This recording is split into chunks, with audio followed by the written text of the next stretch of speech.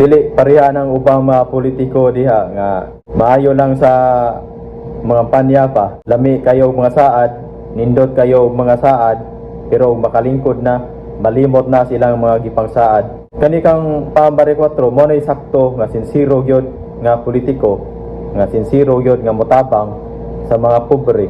So mayong adlaw kanatong tanan o welcome back sa atong channel. O daghan kayong salamat mga par sa inyong pagsuporta o sa ako ang mga viewers nga wala pa nakasubscribe. Palihog kog subscribe mga par para ma-update mo sa itong i-upload nga mga video reaction.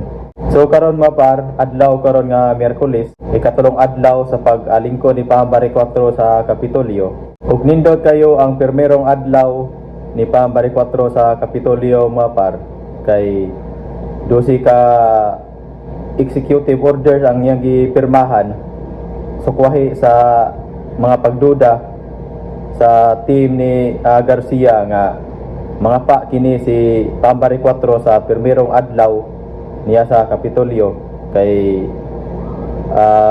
gituyo nila nga way klaro nga transisyon o way klaro nga pag-turnover para ipakita nila sa katawhan nga mga pa gyud si Pambare 4 inisaka niya sa Kapitolyo sa pirmero niyang adlaw. Pero sukwahi sa ilang mga pagduda mga par nga mga pa si Pambare 4 kay gani nakahimo pa kini og 12 ka executive orders, nakalagda pa si Pambare 4 ni ana mga par.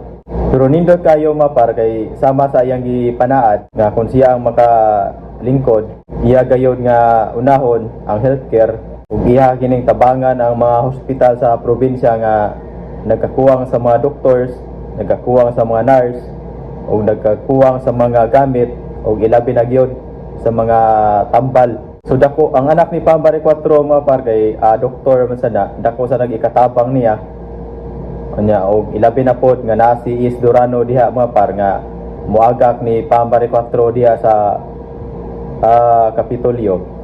Kay kani si Is Durano mayo man sa ni mga par, veterano sini si Is Durano. So nindot kayo ning plano ni Pambare 4 nga parno kay iya gyud nga tumanon ang iya nga gisaad nga kun siya ang modaog pagka-gobernador, iyang tabangan ang mga hospital sa probinsya nga nagkakuwang sa doktor o sa mga nurse o sa mga gamit. Mo nay sakto nga politiko nga kung modaog tumanon gyud ang mga gisaad. Dili pareha sa kang BBM nga sa panahon nga sa nangampanya siya nga iyang gisaad nga kung siya ang mahimong presidente, iyang himuon nga tag 20 ang kilo sa bugas. O niabot na nagtulo ka tuig sa iyang paglingkod mga par, wala gid ta makatilaw sa bugas nga tag 20 ang kilo. Pero tuod man gidayon niya ang bugas nga tag 20 ang kilo, katong bugas nga NFA, pero gitunong sad sa eleksyon. Dili pareha ni kang Pambare 4 nga pirmero pa lang gani niya paglingkod sa Kapitolyo, gipirmahan gyud dayon niya ang balaod nga iyag yung unahon ang healthcare ug iyag yung unahon ang mga hospitals pagduma kay para man kini sa mga katawhan sa probinsya. Dili lang kay sa taga-probinsya, para kini sa mga Subuanon. Dili pareha ng ubang mga politiko diha nga maayo lang sa mga panya pa. Lami kayo mga saad, nindot kayo mga saad, pero makalingkod na, malimot na silang mga gipang saad. Kani kang Pambare 4 mo na sakto nga sinsiro gyud nga politiko, nga sinsiro gyud nga motabang sa mga pobre. Kay abi ninyo mga par, ako taga probinsya ako, pero daghan jud kayong tabanguno sa probinsya mga par. Like anang mga hospitals.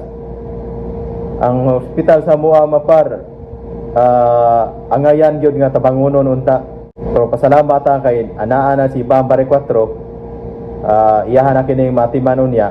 Unya katong mga kaigsuonan nato nga nasa probinsya, dako kinig ikatabang ang kaning executive order ni Pambare 4 kaning healthcare, kay mao man gyud kani ang yang agi panumpa nga kung siya ang mudaog, iya gyud ang unahon ang healthcare. Unya ang kaniyang anak dako sa ni katabang niya mga par, kay doktor man sa niyang anak, dako ni ikatabang ni Pam Bari 4. So daghan kayong salamat mga par sa inyong pagsuporta. Unya, palihog kog subscribe sa akong channel mga par para ma-update mo sa atong i-upload nga mga video reaction.